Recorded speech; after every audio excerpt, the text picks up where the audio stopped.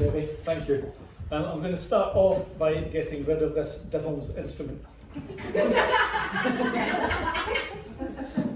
As far as possible, I like to be acoustic and unplugged. And I usually bring with me a wee glass of wine. But who says peppermint tea can't be rock and roll? Given that this is the Mental Health Arts Festival, I will do a couple of poems later on about mental health, mental illness. I'm quite open about my own problems. But I'm going to start off with one that has been known to clear the room. Oh no. Whenever I do this one in the company of fellow writers, and especially people who self-identify as poets, I almost put a wee disclaimer on it that it's just a bit of fun and nobody should take it to themselves. I'm lying, but that's what I say so nobody gets upset. And I also put a wee warning on it that it's got a rude word in it. So if you've got a sensitive nature, it's got a rude word. And it's nearly got another rude word. And it's got 2 lines about sex. And bearing in mind that I'm a peaceable old hippie, me and Ringo live in peace. The last line of the first verse, not the chorus but the first verse, is very out of character and I really should be ashamed of myself for it. And I wrote this in case I was ever asked one of those searching questions, because I'd have an answer ready and I wouldn't appear to be as slow-witted as I really am. And this is called, what kind of poems do you like, Chik? I like repetition and I like rhyme. I like repetition and I like rhyme. I like repetition and I like rhyme. I like tum-de-tum from time to time. I don't like poems that tell me I'm thick because I haven't read the same books as you wee prick. I don't like poems that need a degree in obfuscation and obscurity. I don't like poems that can't be understood outside of certain dinner parties in a certain neighbourhood. And I don't like poems with pretentious raison d'etre. You're leaving, pal. Just pick a fenêtre. I like repetition and I like rhyme. I like repetition and I like rhyme. I like repetition and I like rhyme. I like tum-de-tum from time to time. I don't like poems that could be a biannual Edwardian country gardening manual. I don't like poems of practiced convolution or the soggy face cloths of spiritual ablution. I like a lot of poems that descend into farce. But I don't like poems that are of their own. I like repetition and I like rhyme. I like repetition and I like rhyme. I like repetition and I like rhyme. I like tum-de-tum from time to time. I like wee poems that make me go, yes, or poems that tell me what I'd never guess. I like poems about sex and poems about love and how one fits inside the other like a finger in a glove. I like to read poems that are clear and concise. And I really like poems about ploughmen and mice. I like repetition and I like rhyme. I like repetition and I like rhyme. I like repetition and I like rhyme. I like tum-de-tum from time to time. I like repetition and I like rhyme. I like repetition and I like to break the rules.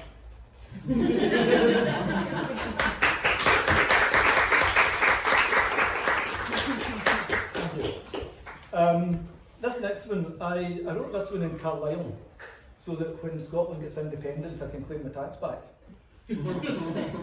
I used to do stuff with a writers collective and we would kind of go around different towns, mostly in Scotland, but this particular one was in Carlisle.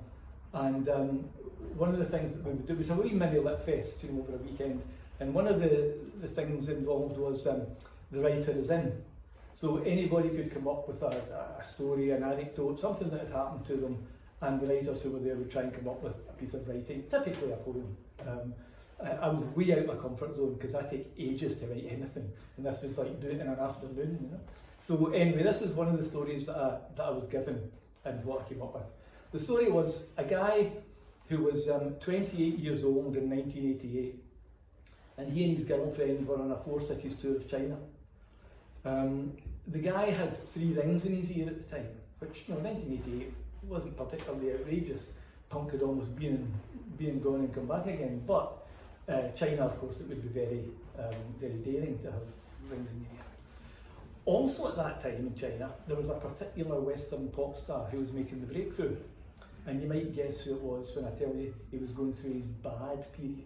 I think he was the first Western pop star to make the breakthrough. So there were posters of him everywhere with his black leather jacket and his chains and his gloves and things.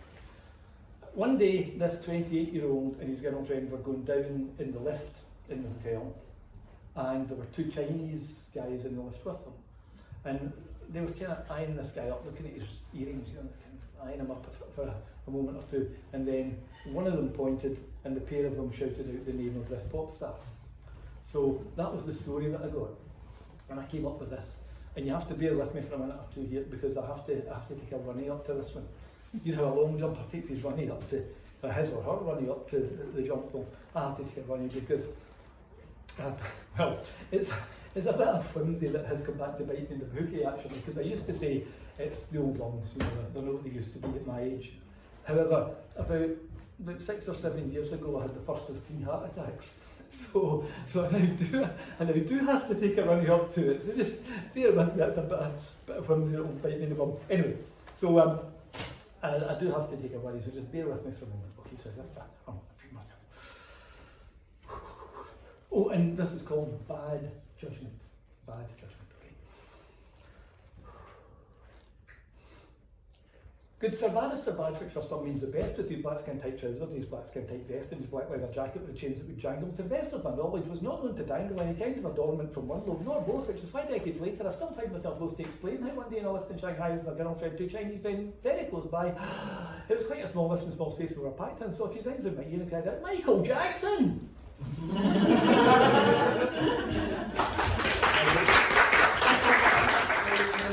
Kind of the theme of the festival. Well, not the theme of the festival and the part of Revolution, but I don't have anything on Revolution, so I'm a placid sort of person.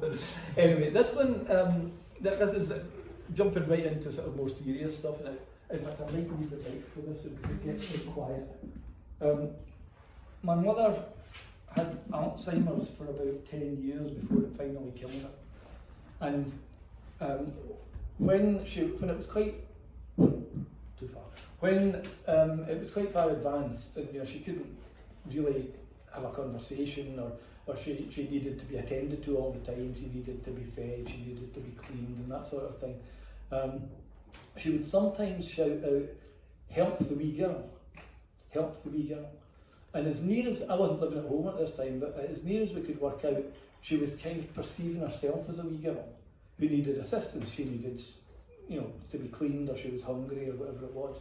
So this poem isn't about anything she actually said, but that anecdote was in the back of my mind when I was writing this.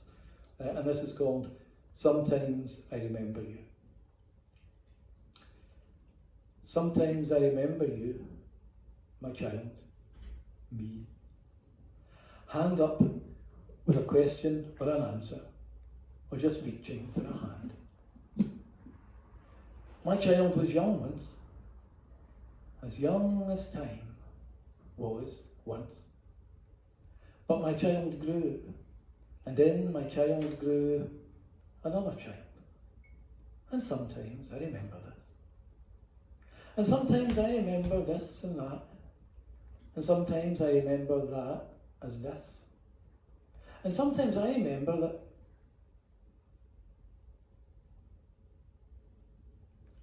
And sometimes I forget. I almost remember the 5th of November. Gunpowder. Reason. The lot. My child was young once and took your hand before crossing a road. Sometimes I remember you, my child.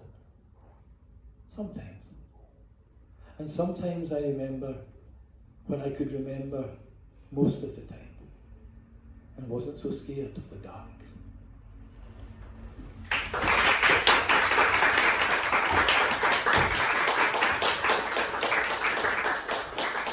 Anyway, this next one, as I say, I think I mentioned earlier, I'm quite open about my own mental health problems. I've got a long history, years and years of obsessive compulsive disorder. And because of that, I mean, we're going back maybe in 40 years, and so when I was really quite ill, I kept on moving around. I had to keep moving. I would be in one place, I would have a wee honeymoon period, then the compulsions would build up, and eventually I thought, right, well, I can't clean anymore, I'm going, and I would just leave. And I've had to leave 2 or 3 times. I've left a bit of a mess behind me that somebody else has cleaned up for me. You know, very grateful for that. So that kind of having to almost move on, that's what this one's about. This one's called A Clean Pair of Heels. Quicker than silver light, we'd have to fly, and far, to leave ourselves behind. I know, I've tried, more often than not, but God, nowhere.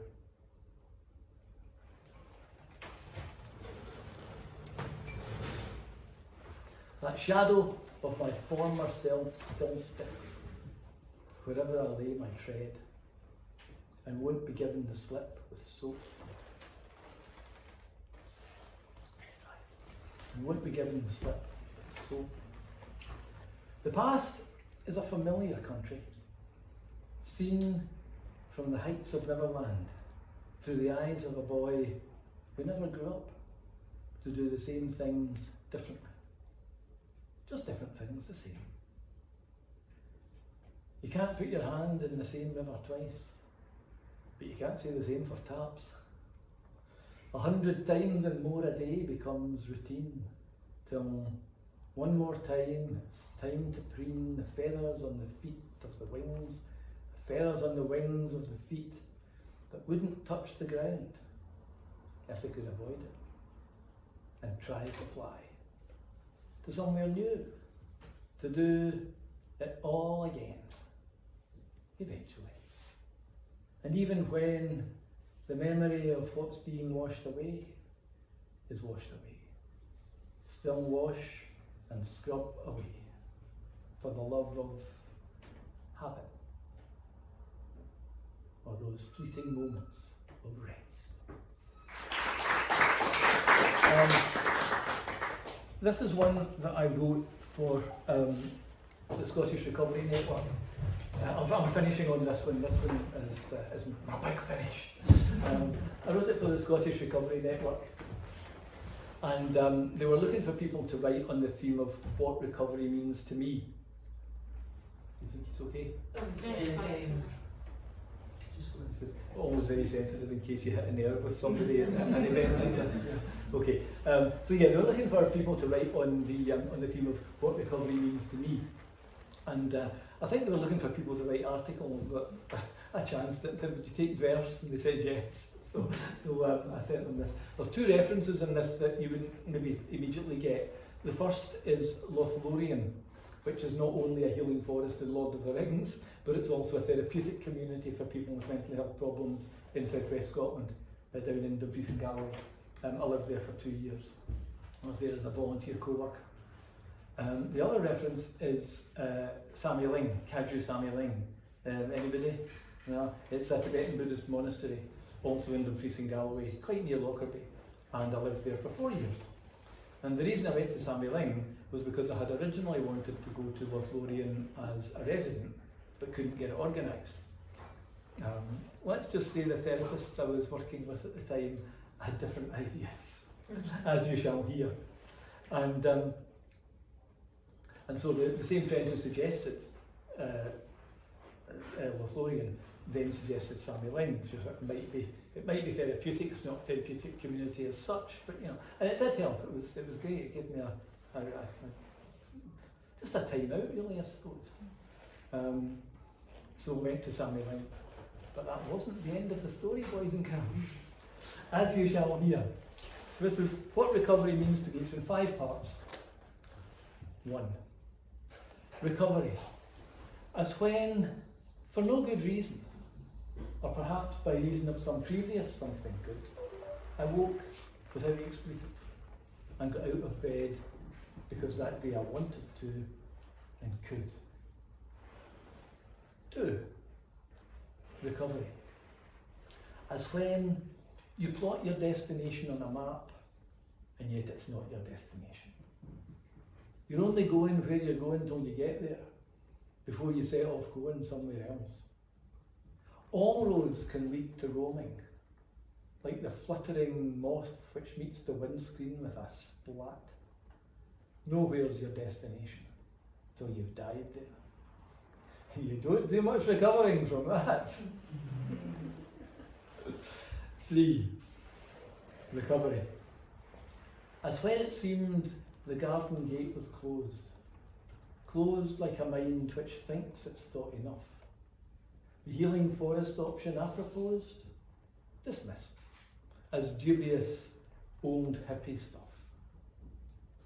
I'd not have got the funding anyway.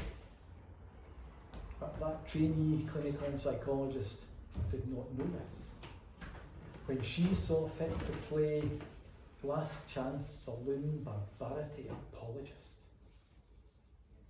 But then another garden's gate swung wide, and off I went to Kaju Sammy Lane, where 4 years mindfulness helped set aside enough outrage that I can almost bring myself to laugh at what she must have thought of me to ask me if I'd like a wee lobotomy. 4.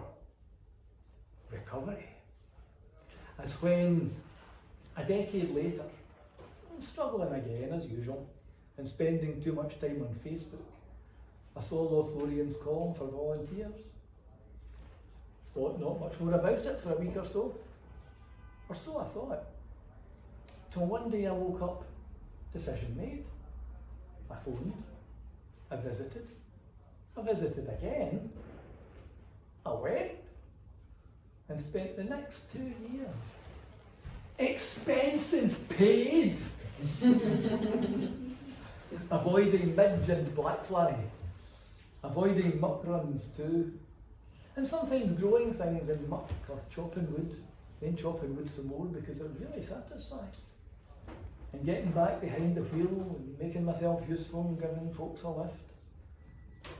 Making egg fried rice for one and all a weekly speciality. And even making do with just a hand wash, not a shower and a change of clothes, each time the cat got off the mat and sat on me. I've moved on now, as usual. Best part of a year. Still wondering what the muse might whisper next. Still wondering if I'll even hear our muse again. But one thing I can say for certain, I would not have been these places, done these things, nor made these contributions, such as they are, if my recovery, such as it is, had danced to someone else's definition. 5. Recovery. As when the falling cat twists to win, hands down, sits, briefly startled, couched, alert, then shrugs on nonchalance and saunters off towards tomorrow's fall.